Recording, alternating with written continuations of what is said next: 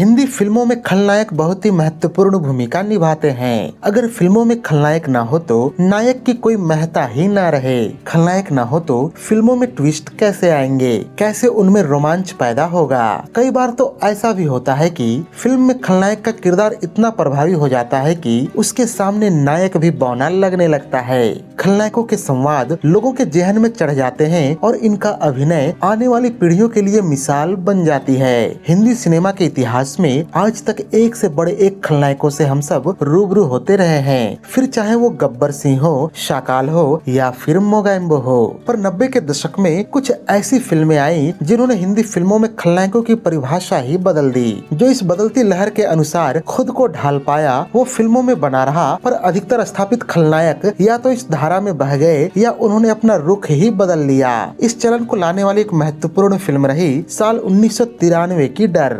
Film डर के नायक यूं तो सनी देओल थे, पर शायद ही कोई होगा जो इस फिल्म को सनी देओल की फिल्म के तौर पर याद करता हो। अगर ये फिल्म किसी के लिए याद की जाती है तो वह है शाहरुख खान, जिन्होंने इस फिल्म को अपने दमदार अभिनय से अमर बना दिया। साथ ही फिल्मों में खलनायकों को दिखाने का नजरिया पूरी तरह से बदल दिया।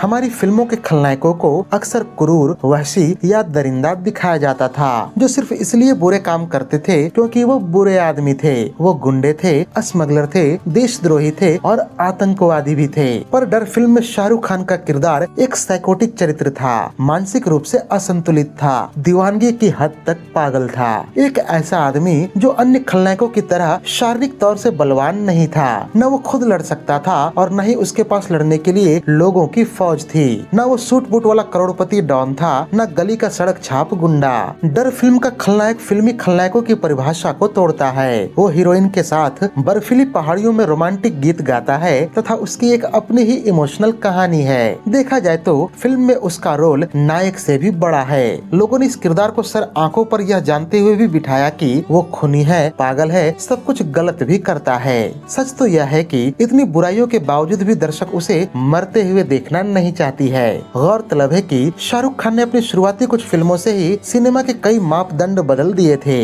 इसी साल आई फिल्म बाजीगर में उन्होंने नायक होते हुए भी खलनायकों वाला काम किए और डर में वो खलनायक होते हुए भी नायक पर हावी रहे। देखा जाए तो फिल्म के सबसे लोकप्रिय गीत भी उन्हीं पर फिल्माए गए थे। इसके अगले साल आई उनकी एक अन्य फिल्म अंजाम में भी उन्होंने यही परिपाटी दोहराई, जहां खलनायक होते हुए उन पर रोमांटिक गीत फिल्माए गए और वो नायक पर हावी रहे। उनके इन किरदारों ने दर्शकों को कुछ नया मनोरंजन दिया, पर इससे कई स्थापित खलनायकों को काफी नुकसान भी उठाना पड़ा। मशहूर खलनायक रजा मुराद अपने एक इंटरव्यू में बताते हैं कि शाहरुख खान के आने से उन्हें काम मिलना कम हो गया था। इसके दो कारण थे और दोनों कारण एक दूसरे के बिल्कुल विपरीत थे। पहली बात तो ये थी कि शाहरुख खान ने डर, बाजीगर और अंजाम जैसी फिल्मों में जिस तरह का नकारात्मक किरदार निभाए, इससे पहले हिंदी फिल्मों के नायक अक्सर नकारात्मक किरदार निभाने से बचते थे।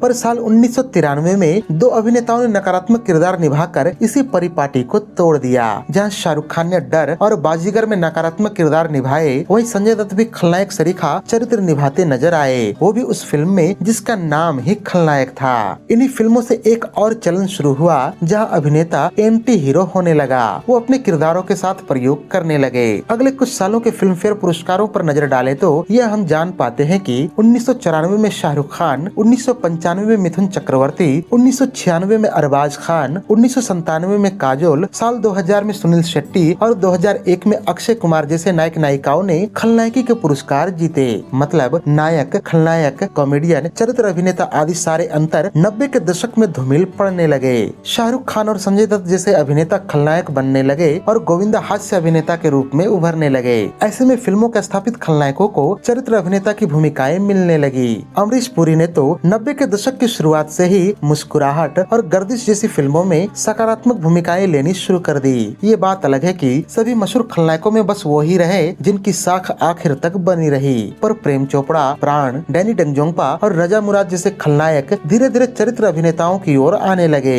दूसरी बात यह भी हुई कि वो शाहरुख खान, जिन्होंने एंटी हीरो के विचार को लोकप्रिय बनाया, उन्होंने जब खुद को लवर बॉय की इमेज में ढाला तो ऐसी फिल्मों ने जन्म लिया जिसमें खलनायकों की गुंजाइश ही नहीं थी। रजा मुराद बताते हैं कि तीनों खान, विशेषकर शाहरुख खान, इस तरह की फिल्में करने लगे जिनमें खलनायकों की जरूरत ही नहीं थी। फिर चाहे वो फिल्म हो साल 1994 की कभी हाँ कभी ना, 1995 की दिलवाले दुल्हनिया दुनिया ले जाएंगे, 1997 के दिल तो पागल है, 1998 के कुछ कुछ होता है आदि। इन सब में किसी भी फिल्म में कोई स्थापित खलनायक नहीं था। तीनों खानों ने हिंदी सिनेमा में पारिवारिक फिल्मों के दौर को वापस लाने में मदद की, जिनमें नाम मात्र की हिंसा होती थी, साथ ही साफ सुथरा मनोरंजन भी पेश करती थी।